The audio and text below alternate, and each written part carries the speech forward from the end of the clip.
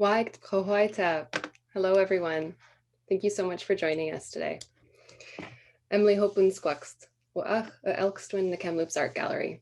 My name is Emily Hope. I'm the Education and Public Programs Director here at the Kamloops Art Gallery. I've introduced myself in Secwepmchin because that is the language of this land. Chohoit Tmioch Secwepm Utluch.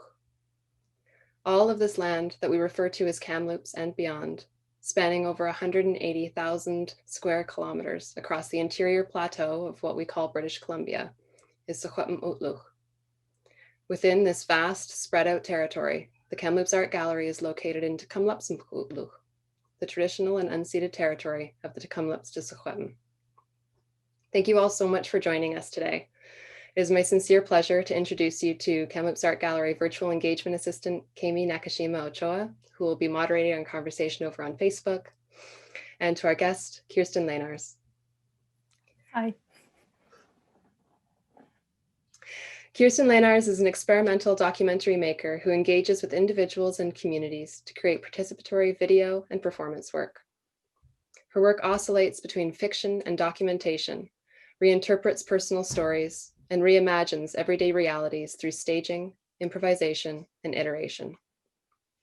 Included in this year's Luminosity is her work, Rehousing the American Dream, Freedom Principles, the third video in this multi-year performative documentary project.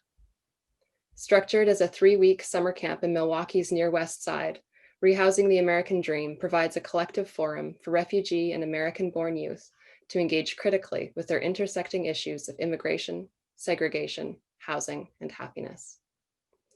We'll begin our program today by watching this video, which is about 15 minutes long, and then we'll come back for a talk with Kirsten and finish up with a short Q&A. You can submit your questions here on Zoom through the Q&A function and on Facebook through the comments. Without further ado, I'm going to start that video now.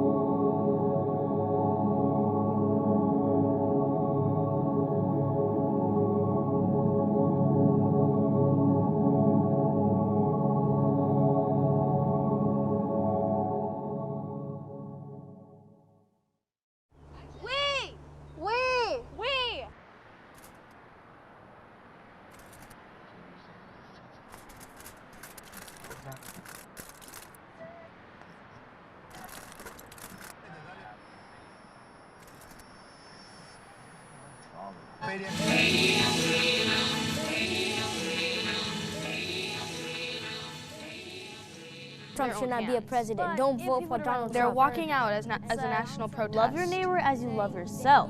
It was on March. And just to remind you, the U.S. is the only country doing it. Scared the back to a 19-year-old gun. And everybody already know that he lied about that he building a wall. And other countries are My main question is, are politicians really doing enough to keep our schools safe?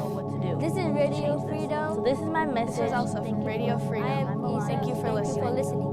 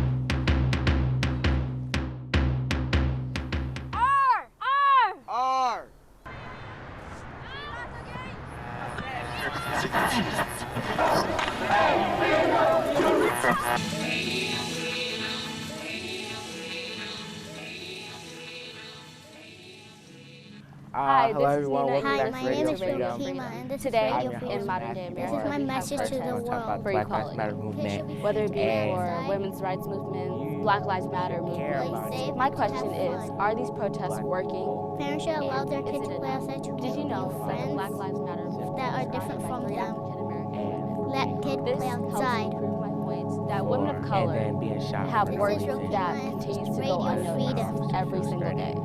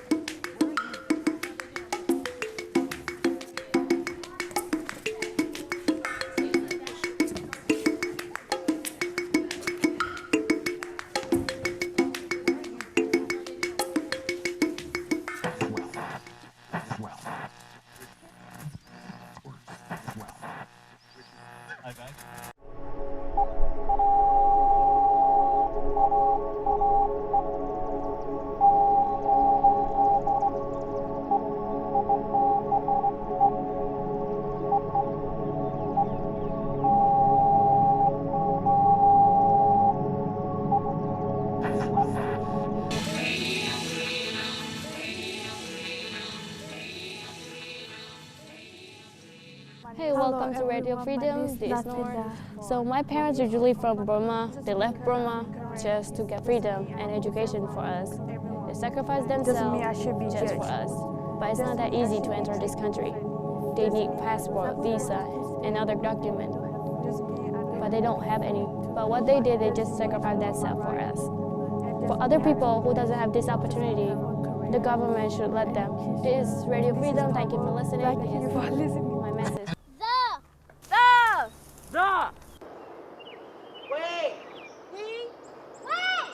Wait! Wait!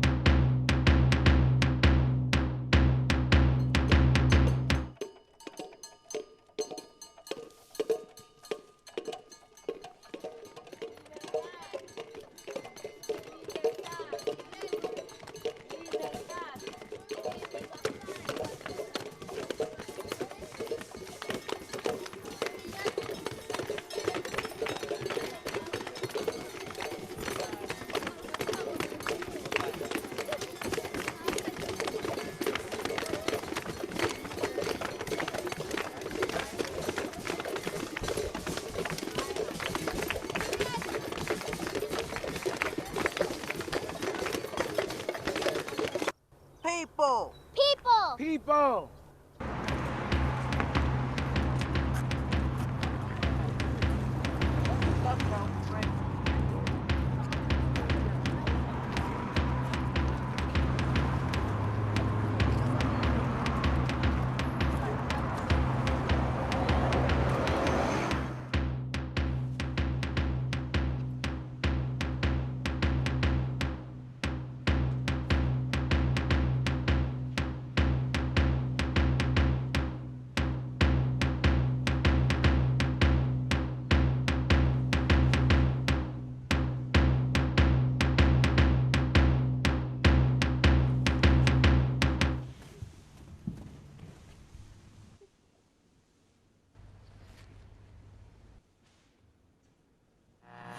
My name is Grace, and my message is about equal rights. Kids don't feel safe in school.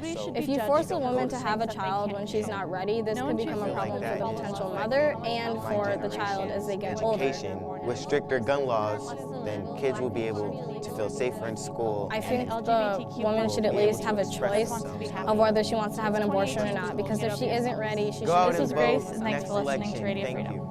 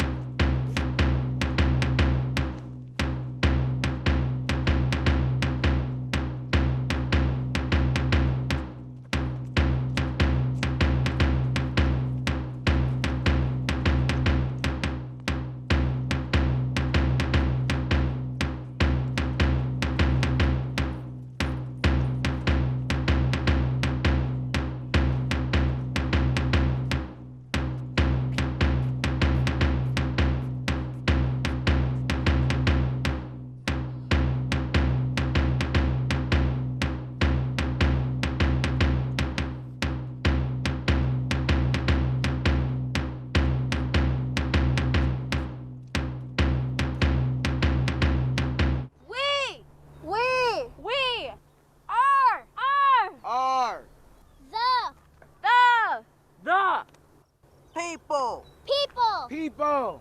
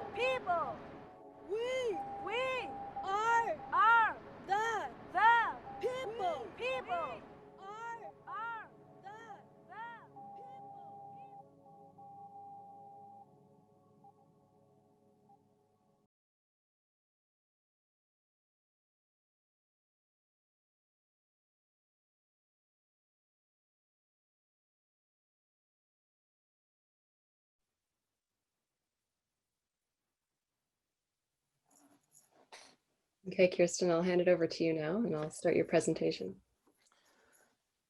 Thank you.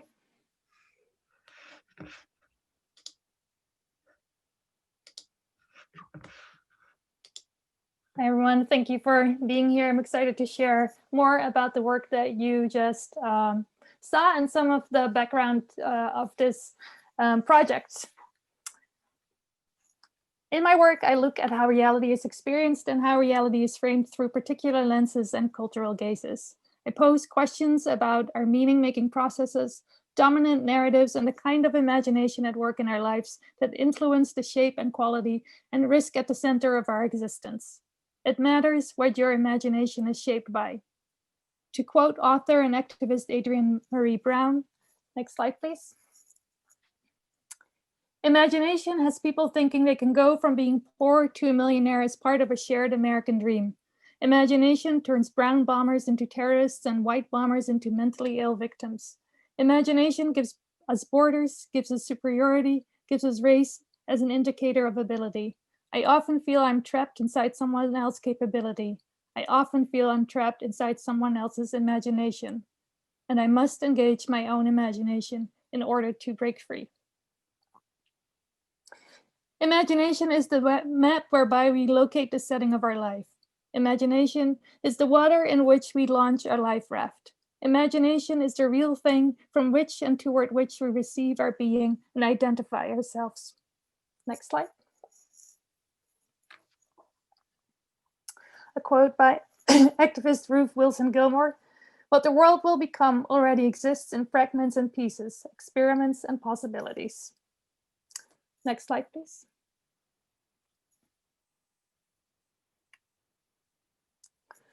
Video, please.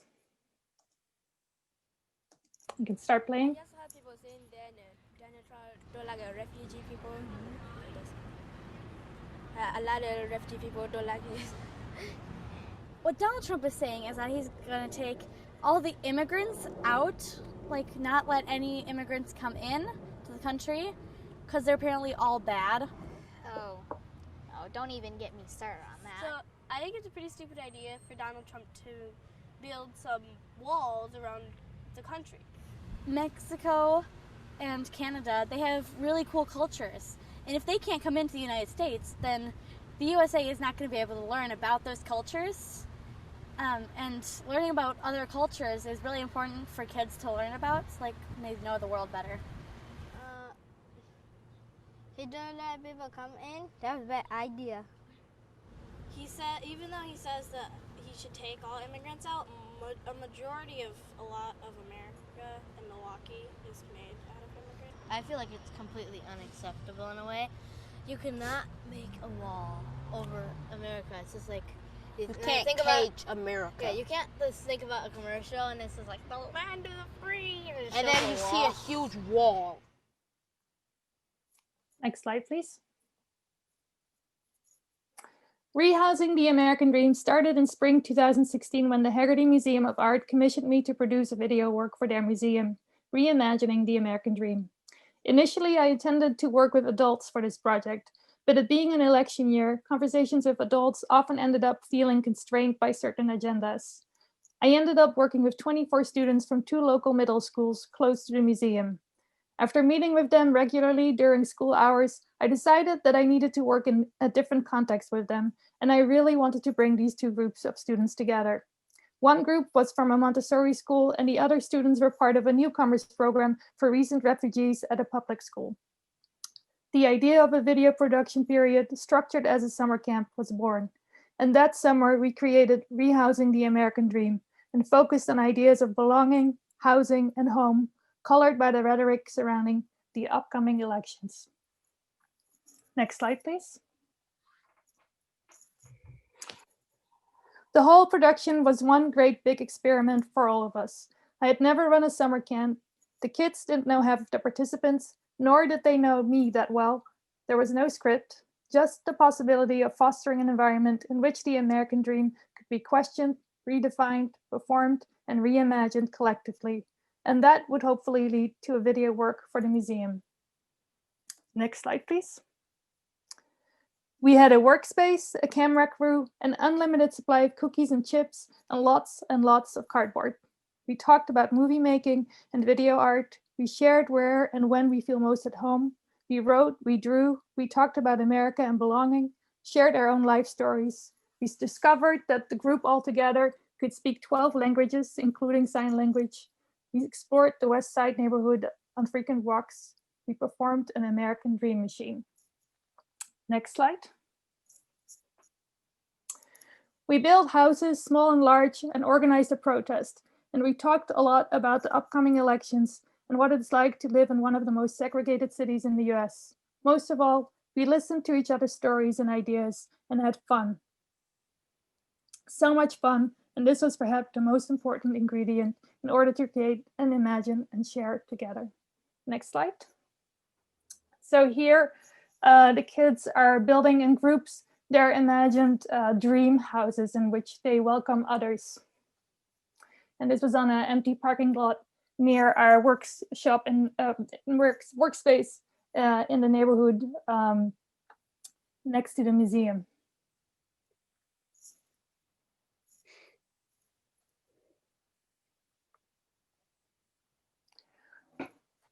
Audre Lorde articulates joy perhaps the best. Slide 13.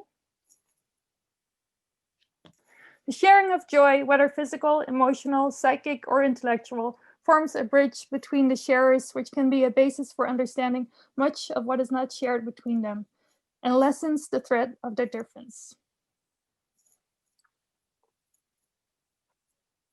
We had a lot of fun together, and often those moments were the in-between moments where we played tag or Red Rover. Next slide. Next slide. And I think it was also because most of the kids at the time were like 11 or 12 years old, which is this kind of magical age where they are aware enough knowing a lot about what's going on in the world, and they really most certainly have a point of view, but they're also still kids and they really want to play. And I think that provided some real magic to the project. The kids imagined collectively a far more equitable, just, and surprisingly communal American dream. And the process of creating the video itself embodied in fragments and pieces, experiments and possibilities, how we might live together. And next is an excerpt from the video Rehousing the American Dream, in which the kids perform in sign language the original version of the, so who's phasing out.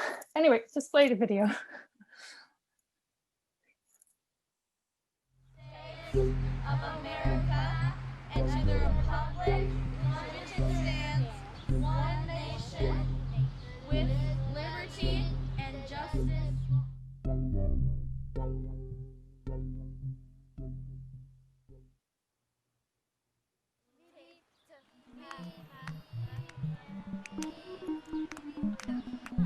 Here you see them performing the American Dream machine.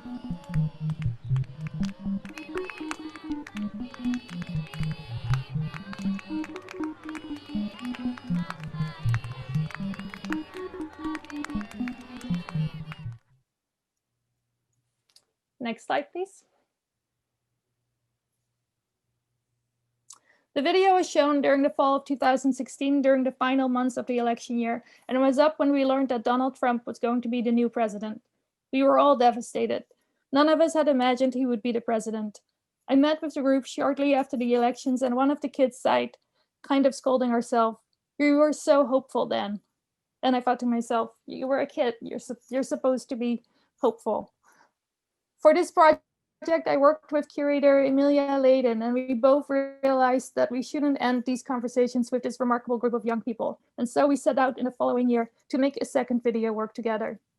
We met regularly in the first 6 months of 2017 to discuss what the group wanted the focus to be of this new video work. They wanted to talk about the future. With Trump as the new president, they felt highly uncertain about what the future might look like under his leadership. So the 2017 iteration came to be Rehousing the American Dream, a message from the future. Next slide, please. Pretty soon into the project, it became clear it was really hard to imagine the future, not just because of the many unknowns, but also, as Hannah Plevin, one of the participants, so acutely remarked, how can we know that what we imagine the future to be is our own imagination? Next slide, please. And here you see some drawings and writing of imagining the future, different future scenarios that the kids did in the first week of our summer camp. Some flying cars, we all know them. Next slide, please. And here's some writing of, it's very clear, no more Trump, some future desires and fears expressed on this mind map that they made together about the future. And I was really struck by that remark by Hannah. It was so acutely spot on, because how do we know what we imagine? Obviously, what we imagine is influenced by the things we have already seen. Slide 22, please. Yeah, this one, sorry. Hannah's remark reminded me of the cultural theorist Kaya Silverman's concept of dominant fictions, borrowed from French philosopher Jacques Rancière. Society's ideological reality is a dominant fiction. A dominant fiction is a way that a society theorizes dominance. Dominant fiction can be seen as a reserve of images and a manipulator of stories. Its purpose is to give members of a social structure a consensus in how they identify themselves. The dominant fiction of a society is visible in forms of mass representation, the images and representations that make up pop culture. Next, please. But don't play yet. As much as talking about the future was their own suggestion, and they were enthused by this idea, they struggled to really imagine the future, what this might look like, and what shape it would take. They could somewhat imagine where they might be 10 years from now, but thinking about 30 years down the line was really hard, and to imagine themselves as ancient 60-plus-year-olds was nearly impossible. Grappling with the very abstractness of the future became a generative metaphor and concept for visualizing the future and the 3-channel video piece itself. And here is a little clip of an interview with the kids about the future and how and where they see themselves. 20 years from now, Go ahead, play. I would tell my past self that be careful who you make friends with, and make sure that you that you're on guard and you know what's happening in the world around you, because that's a really valuable insight. To be safe and stay healthy, and don't do stuff that are bad. Like the bad habits I have, to like cut it down. I would probably tell myself, like, you can make your own choices, so make them, but make wise choices. Be a kind person. If you do get mad, don't wash it out on someone else. I would tell myself that I need to take care of myself better so I can do better in school and be the best person I can be. Be safe, be responsible. Just to make, healthier decisions, not just for my body, but also for my mind and for everything around me too. So like, instead of always going to the store, I might plant something, or like make my own vegetable garden or something. Continue to be accepting of people. Be like thankful for your mom and dad for helping you through life.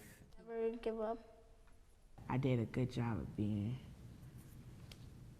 a child.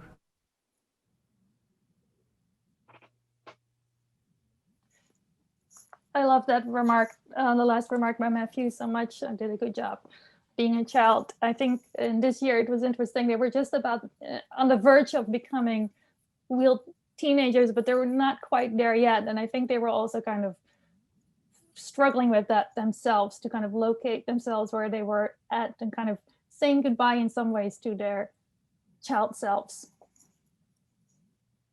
Next slide, please. One of the ways we dove into imagining the future was to reenact performance pieces developed in the late 60s and to think about what it would mean to perform them now as a nudge to the future. We rehearsed many times Simone Forti's The Huddle, which you can see here, which was also a great exercise in trust building and indicative of our process, to trust in each other, in our ideas, and to trust that the process of finding forms for the future would show itself through making and embracing not knowing. Next slide, please. And each kid got to take a turn trying this out. We performed this many times at different locations here in front of the domes at the Botanical Garden in Milwaukee. Next slide, please. And here in our favorite abandoned lot near our workspace in the neighborhood that we were working. Next slide, please.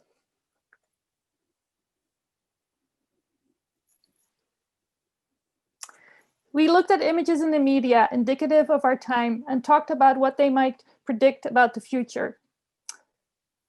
Next slide.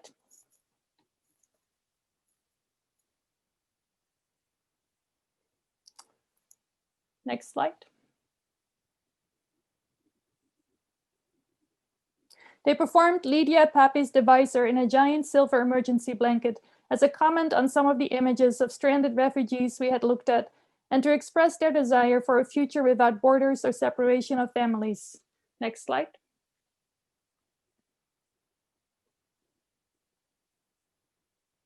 And performing this caused a lot of hilarity because the emergency blankets would go in all directions and was easily torn.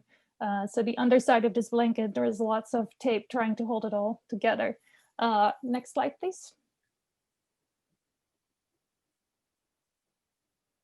And here the group is walking through a street where some of the participants were actually living, and they were kind of proud and embarrassed at the same time to walk through the street in this giant silver blanket performance.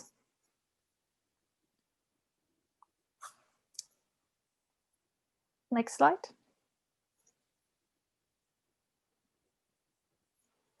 In response to the protests in Charlottesville, which happened during our production time, and discussing the purpose of monuments, the group created a monument of the future. Next slide, please. And here it is erected. They collectively designed this monument of the future, and each participant contributed a different part. Some of the parts were worked on collectively. And we raised this, erected this on kind of a hillside in the same neighborhood that we were working.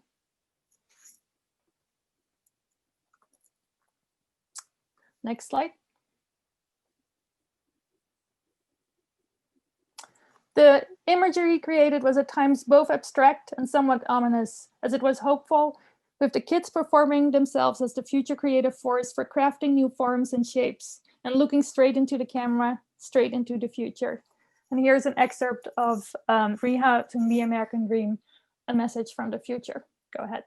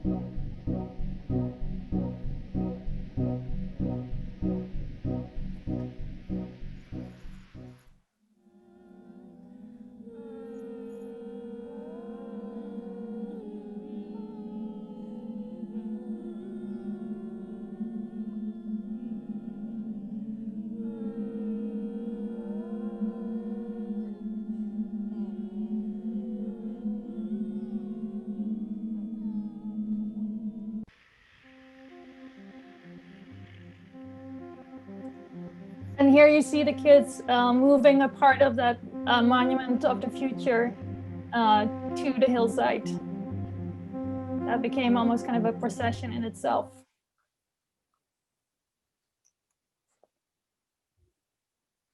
Next slide, please.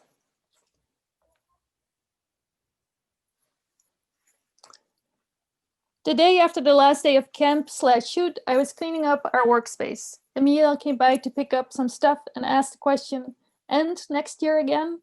And so it happened. The gift of another year, and the kids were so excited. After the exhibition of Rehousing the American Dream, a message from the future, we started to meet up again to brainstorm, and pretty early on in 2018, after the Parkland school shooting and Trump's attempts to limit rights for transgender people, the kids, no longer kids, but full-blown teens, decided that the focus of the 2018 iteration would be freedom. Next slide, please. And here's a quote by sociologist Avery Gordon from Ghostly Matters.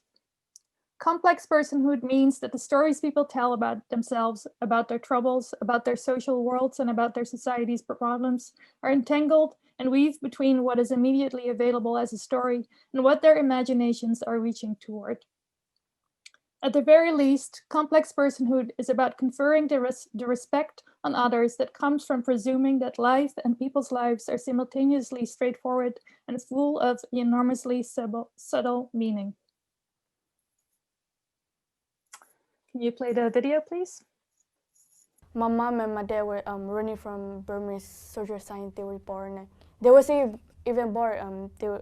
Their parents like carried them while they were running. Like my dad, mother, she died while running in Burmese, while running from a war. She was also pregnant, so she died with a child in her stomach, which is really sad. And my dad, father, have to watch over him with he grew up with mom. If I can, I will fight for my people, Korean people, because right now there's a lot of war going on.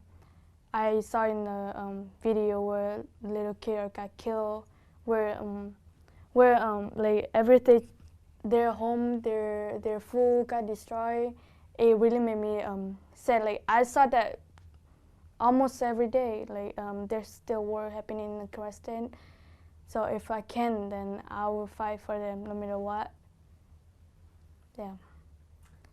Throughout my school year, I've seen a lot of stuff in my neighborhood and out of my neighborhood and in school. Yeah. And I think it's really wrong because sometimes other people can't do anything like me. I can't do stuff in certain situations because of my age or it's too dangerous and stuff like that. Like where I used to live, it used to be a lot of police over there, and where that situation that happened by Sherman Park, I lived by that. And police would come in and out through my neighborhood because it would be because of our neighbors and stuff like that. They would be drunk all the time, and it would be a lot of shootings and stuff like that, which is very traumatizing, kind of, for some of the situations that happen.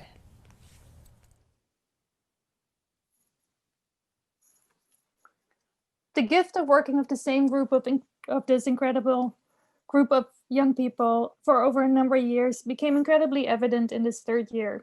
We had established a process. We had created our own visual language over the years, and most importantly, we knew each other so much more intimately than when we started in 2016.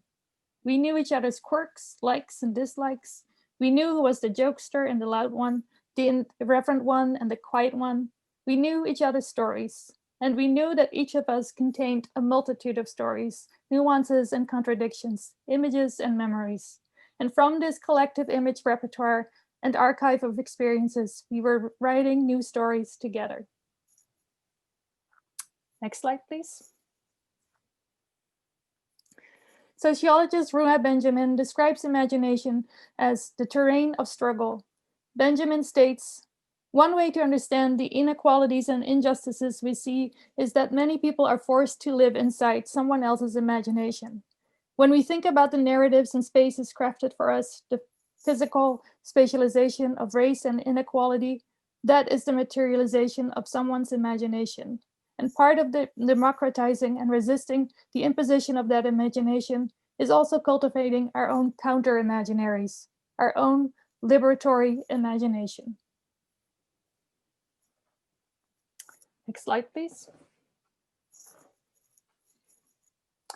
How to create and imagine freedom when you are a teen, and how to visualize this. How to create moving images that are freeing and cannot be contained. As a way of locating freedom and the teen's own agency, we started to look at the history of the civil rights movement in Milwaukee. The 50th anniversary of the fair housing marches was coming up that year. Milwaukee was unique in that it had one of the few NAACP youth chapters in the country. The young members of this chapter played a vital role in organizing and strategizing here pictured with Tara Gropey, one of the main civil rights leaders in Milwaukee at the time. The youth's headquarters on North 15th Street was named the Freedom House and was burned down by white supremacists after a peaceful day of protest in August 1967. Next slide, please. We started mapping the locations of different sites that had been sites for protests and marches during that time and discovered that most of these pivotal sites did not have any markers to commemorate this important history. Throughout a week of filming, we moved throughout the city, visiting the different historical sites where important civil rights actions took place, marking, building, commemorating, reclaiming, imagining, occupying, embodying, framing, performing, transmitting many faceted ways freedom can take form. Next slide, please. We created a performance for the 16th Street Bridge where many marches took place. The 16th Street Bridge links Milwaukee's north side to the south sides. This bridge was considered the Mason-Dixon line of Milwaukee, separating the city's white and black communities. Next slide, please. And here you see the teens activating the site.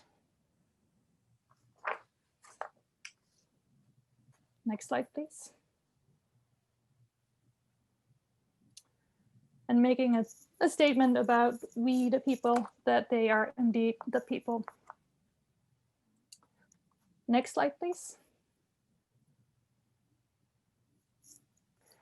This bridge leads to Kozuski Park, where many of the protests had taken place. Here we discussed what it means to be a body in public space and which bodies are more free to move through different spaces than others.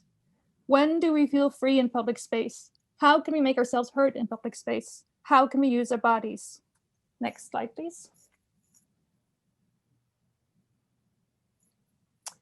We started off with a silent disco in the park and then performed a choreography based on protest gestures that the teens had seen in the media or had used themselves.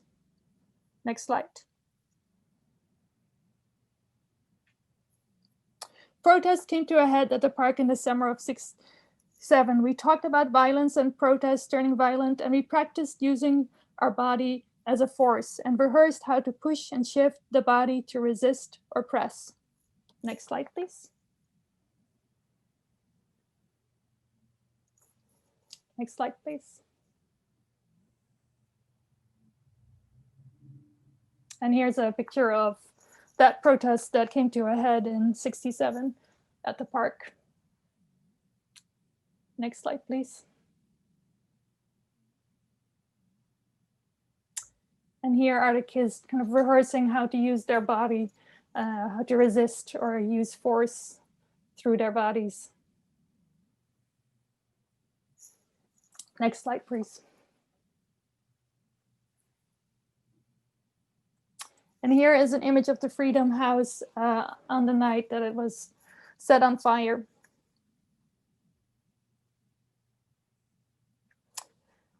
To commemorate the Freedom House, the teens built their own Freedom House from cardboard.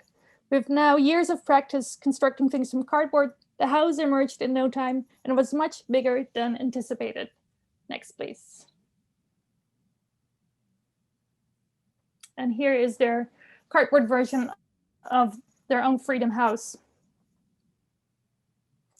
The original plan was to move the cardboard house to the original site of the Freedom House, but it became quickly clear that this would not be possible. So we celebrated this new Freedom House with a celebration on stage over which they had complete control.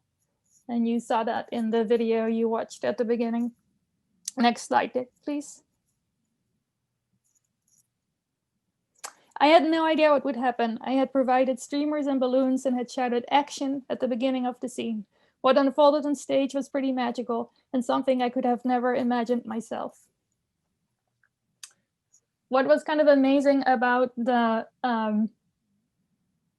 house that they built, that they constructed, it became also during those days that this set was up, their headquarters, their hangout space. They would always drill inside whenever we were not doing something or on lunch break and eat their snacks there and talk together or be on their phones. It was pretty cute.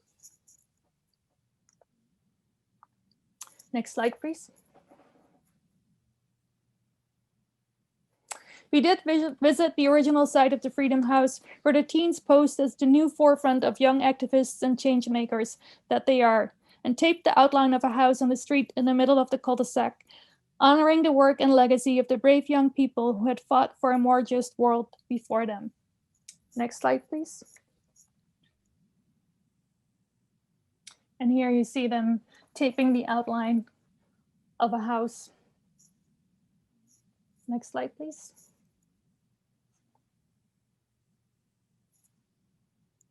And here is the house.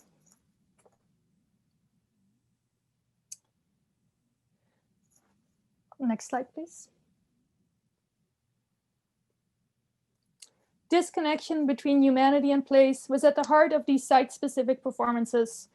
They activated local stories from the perspective of young people living in Milwaukee, affected by the issues at the heart of their communities. They call for an understanding of how we rewrite the narratives already present in these places, how to bring images from the past into an ever new and dynamic relation to those through which we experience the present. And in that process, imagine new possibilities for the future through fragments, pieces, rehearsals, and experiments. Play the video, please. Freedom means basically going by your own rules, not anyone else's. When you're younger, it means being able to have your own voice. When you're safe, you feel free because you feel like you can do what you want without being harmed. But like all the school shootings, a lot of people don't feel safe to walk to school or be in school because they're afraid the school's gonna get shut up. Right after the Parkland shooting, being able to protest. Kids being able to speak their mind and tell politicians what they wanted and how they wanted it done. I'm in general a pretty quiet person, but when I do want to speak up, I want to be heard.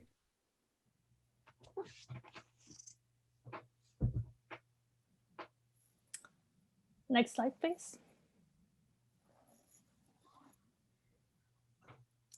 And this is the conclusion of my talk. And this last image is a still from a footage I shot over this summer where I worked with the same group of teens, young adults, again, to kind of round out this 4-year cycle, looking forward, anticipating the next elections, and trying to imagine what is next. Thank you for listening.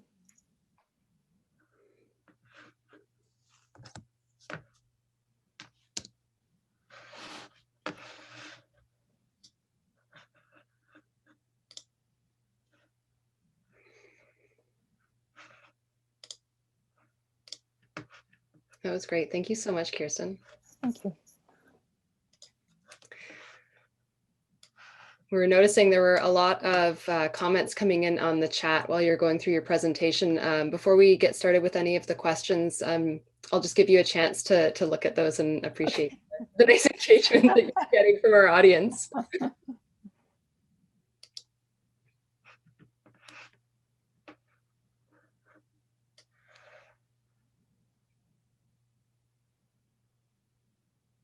Great. That's really nice to read. So we have a question here. We've got about 6 minutes for questions. So if anybody has any that they haven't already submitted, go ahead and do those and we'll get through as many as we're able to. The first question is from Donald Lawrence, and I'll just read it verbatim. Thank you, Kirsten, for this talk and yours in the Milwaukee Kids Project and Luminosity. In reperforming performance art, projects from the future, did you use that history to also engage the kids in the history of social politics from that time? Yes, and we did that more so in the 3rd year. So for the Freedom Principles, we talked a lot about the politics in Milwaukee. And Milwaukee has a really interesting history because it used to be one of the few really socialist cities in the United States. And so we talked also about that history and what changed over time. And the students were very aware, I think maybe also because in 2018, it was the 50th anniversary of the fair housing marches, but they were very aware of that pretty remarkable history, civil rights movement history that is part of Milwaukee's history.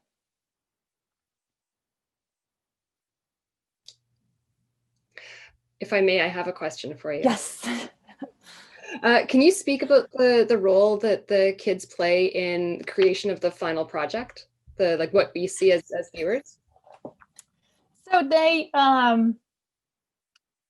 built the sets, and so I create a framework that is, when we start the project, let me back up. When we start the project, I know they did, except for the first year, but they kind of decide the direction they want the project to go to. And that is something we get to throughout the year by just talking and meeting and seeing what's on everybody's mind and what they want to talk about. And then there's summer camp. And that's where where the magic happens, and where we start filming and building and making and writing. It's a very open frame work where I ask questions, and where they can also ask questions. And just from those questions and the answers that are generated, we are starting to make work or conceive of ideas for performances or build sets. And we work on throughout the years, we've always worked on multiple levels. And I think that was also important to me to work through ways that can visualize ideas and embody ideas in different ways. So there's the performative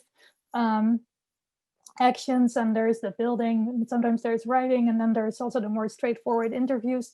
So we address all these topics from very different kind of levels, and they inform each other. And yeah, at the end, I think in this third year was really special, because I think the kids really understood how what they were doing translated in video. And I think part of that too is because they had seen themselves in a museum and as in a form of an installation.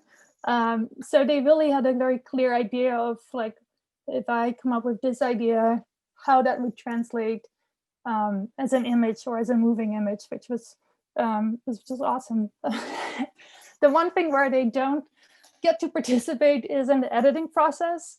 And that's really where I kind of step back in and really bring these kind of very connected but disparate kind of moments together through how I kind of thread them together in that 3-channel edit. Thank you. You're welcome. We have a question from Judith Brotman. The multi-year aspect seems to have exponentially impacted this project. How old are the students now? Have they stayed connected? Sorry, there's a 3-part question. Yes. Let me. How old are they now? So we started when they were kind of 11, 12.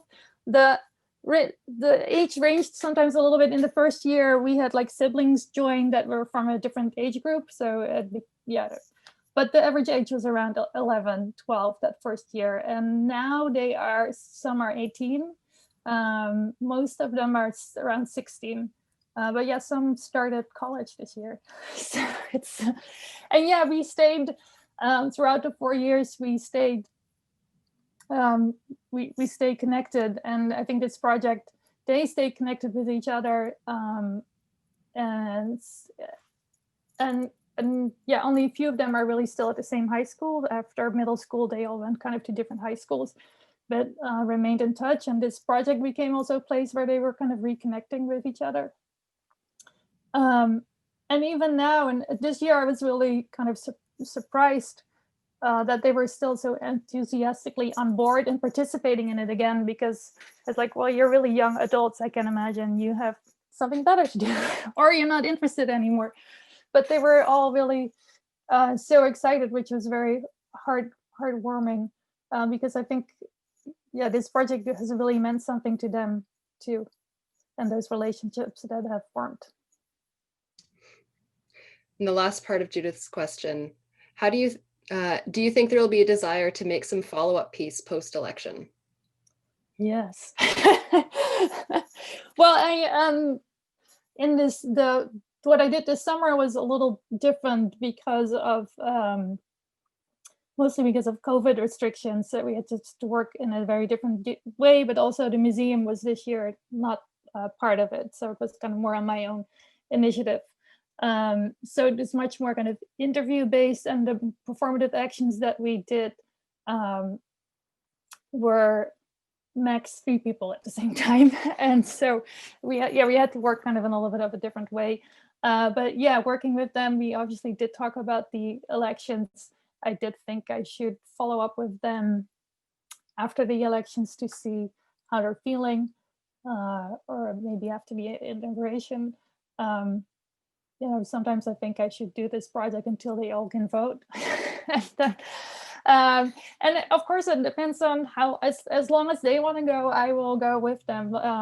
But obviously, that's the most important part if they are still interested in participating in this. But yeah, right now I have 4 years of footage, and I am thinking about editing these 4 years together in kind of a different kind of form of documentary. And I'm excited about that challenge. That's incredible.